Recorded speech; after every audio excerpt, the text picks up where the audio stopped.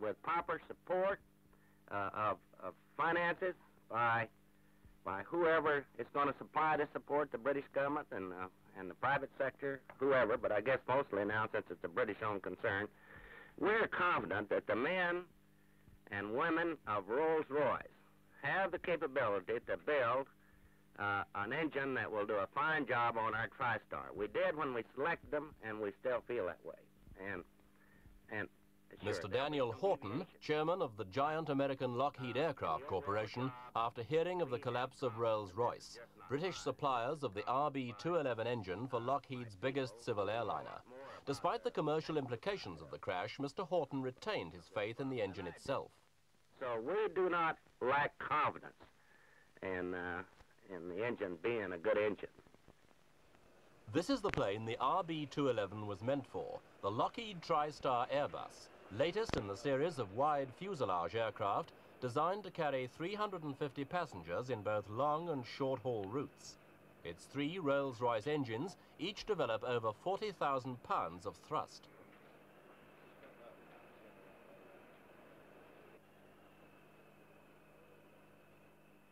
Rolls-Royce won the engine contract for the TriStar in March 1968 after ferocious competition from American firms. Rolls claimed their engine was a world-beater, a revolutionary turbofan design using carbon fiber blades instead of metal. It had fewer parts than its competitors and was also quieter. The 211 contract was hailed at the time as the greatest export coup in the history of British industry, with potential sales worth more than £1,000 million.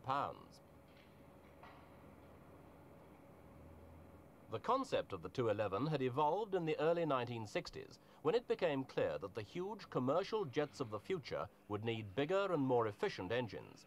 Rolls-Royce wanted to achieve what they called a quantum jump in aero engine technology, and so produce an engine far in advance of all competitors. In engineering terms, they succeeded, but they grossly underestimated the research and development costs involved, and so brought about the bankruptcy of the most illustrious name in British industry.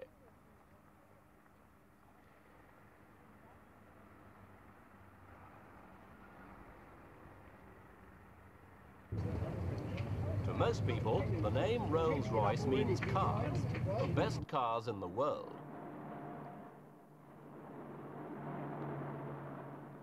This is the Corniche, the latest model in a range of superlative limousines whose history reaches back to 1905, when Charles Rolls, a Cambridge aristocrat, and Henry Royce, a Manchester mechanic, formed the partnership that was to become synonymous with British excellence and reliability.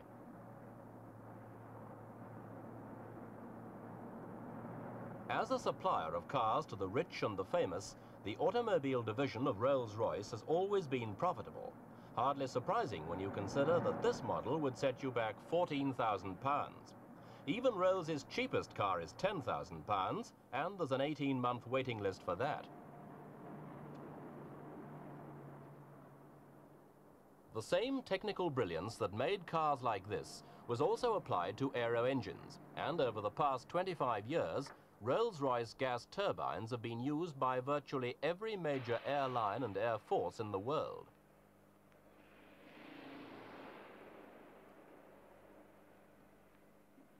The Lockheed contract ordered Rolls-Royce to supply over 600 engines for the TriStars, 3 engines and a spare for each plane. At first, everything went smoothly, and the engine seemed to do everything expected of it.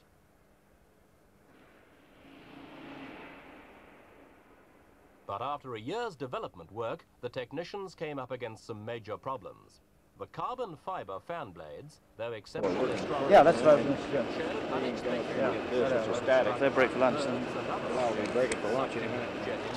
Right, so you've been told to sleep to ensure themselves against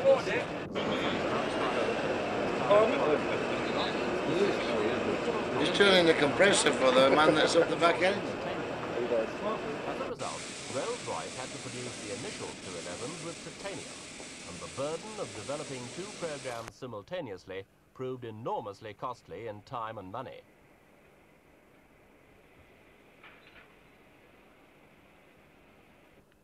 Original development costs were estimated at £130 million, of which 47 millions were put up by the British government. Then, in November last year, Rolls-Royce asked the government for another 42 millions. When it eventually became clear early this year that even more money would be needed, the government refused, allowed Rolls to go bankrupt, and then nationalised the aero engine division. Yet, in spite of the problems, the TriStar made its maiden flight on schedule. So far, 178 have been ordered, and Lockheed need to sell around 250 to make a profit. Indeed, the success of the TriStar is absolutely vital to Lockheed's future, because the company is already in serious financial difficulties, mainly on account of this plane, the C-5A Galaxy Transport, the biggest aircraft in the world.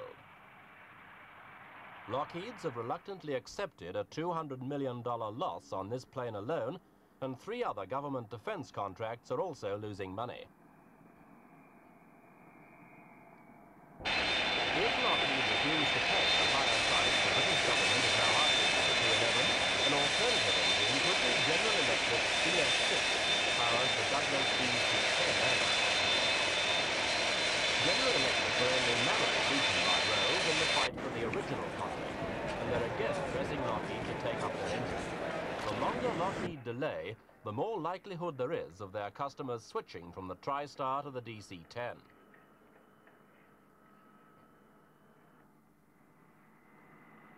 Another alternative for Lockheed is to purchase the engine that powers Boeing's 747 jumbo jet, the Pratt & Whitney JT9.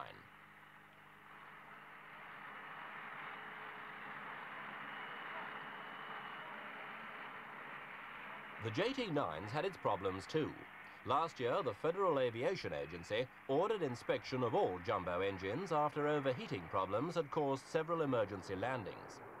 The snags seem to have been ironed out now, and the jumbos are proving popular aircraft.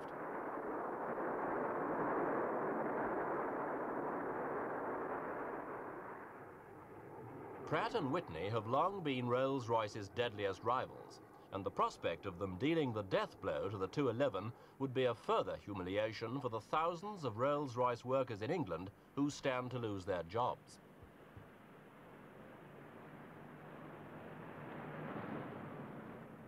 Nowhere is the possibility of mass unemployment contemplated more gloomily than here in Derby, where a quarter of the town's labour force works for Rolls-Royce. The bankruptcy has already caused 2,000 redundancies, and if the 211 is cancelled, it could mean 20,000 more.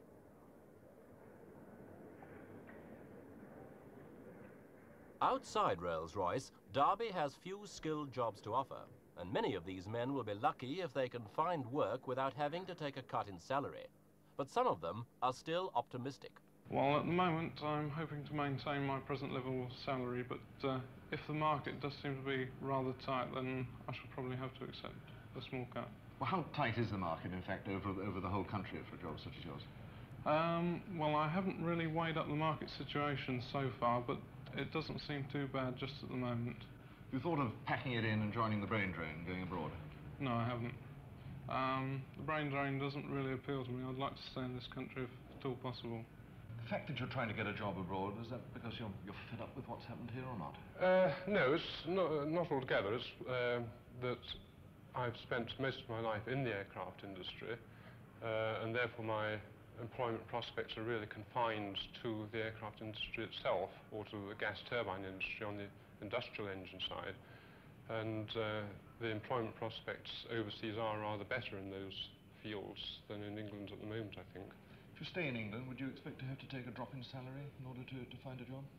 Well, I expect I would, yes, but whether I can afford to do this, I don't know, because I bought a house only 18 months ago, and if there's a depression on the housing side, then of course this may make it easier for me to go abroad than to stay in this country. It's not going to be easy to sell a house in Derby, is it? It's not.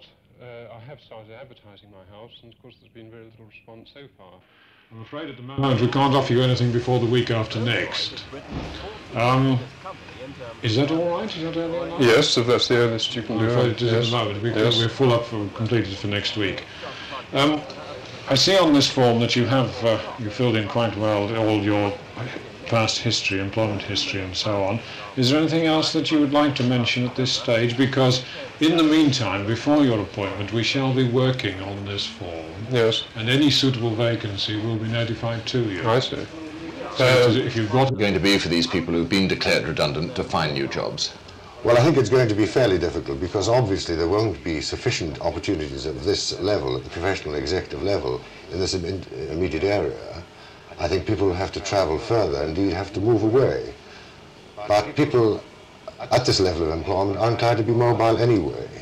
You find that in a situation like this, then, people are prepared to up their routes and go to a completely different part of the country? Yes, we do, particularly at this level. Are people, in fact, going to have to leave the country completely in order to find similar work, do you think, at the moment? I wouldn't like to say that at the moment. We've got a lot of things to do and a lot of places to look for them in this country. What sort of jobs, in fact, are you trying to place at the moment? Well, we're dealing with jobs, again, at this level, right across the board, and we shall be looking for the sort of jobs that the people who've been declared redundant have, in fact, been doing. Are many of them going to have to take a drop in salary? This may be so. After a period, they may intend to be inclined to lower their sights. In fact, you know, at the moment, have you virtually reached saturation point in this area, as far as jobs are concerned at this level? No, I don't think so. I think there will be opportunities for people, but not of the size of the problem that we've got at the moment. If the RB-211 was to go down, how great would your problem be there? Well, this, of course, would be a very acute problem.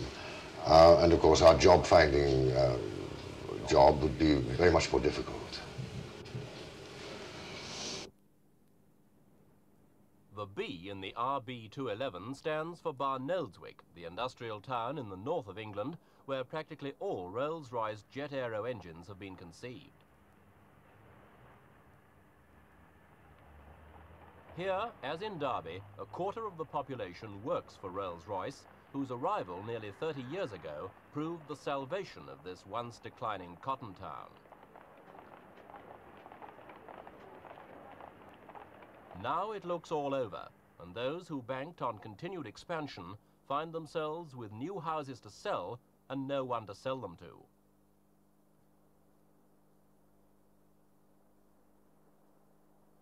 According to some observers, the whole affair has shown that the staggering costs of today's aerospace industry are beyond the resources of all but the largest industrial nations.